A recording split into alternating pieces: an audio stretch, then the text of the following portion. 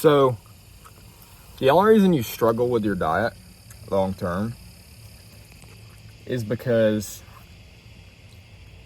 you literally think that foods that are bad for you are pleasurable. You think that they're pleasurable, you think that they give you some type of pleasure.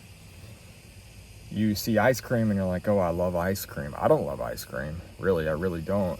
I don't love any snacks or anything anymore. I haven't eaten sugar in like 2 years. I think I've eaten 2 candy bars within the last 2 years, literally. And they weren't enjoyable to me at all. The reason you keep relapsing and you keep falling into eating these bad eating habits is because you actually think that they are enjoyable. When in reality, the other foods, they don't taste any different, really. Like they really don't. They really don't. When you're eating healthy for long enough, it feels exactly the same. You get the exact same pleasure from your food as you would from anything else. It stops feeling bland. It's just that you've taught your mind to go after this high sugar, high fat content food.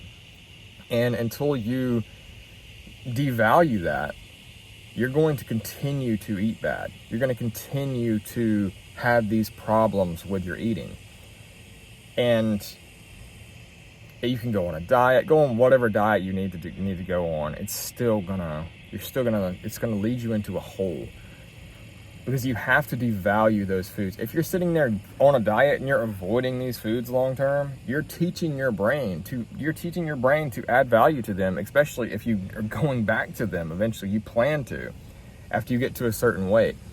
You're going to be stuck in the perpetual cycle. And it's part of the food addiction process. You're not actually addicted to food. You're making the active choice to eat this stuff.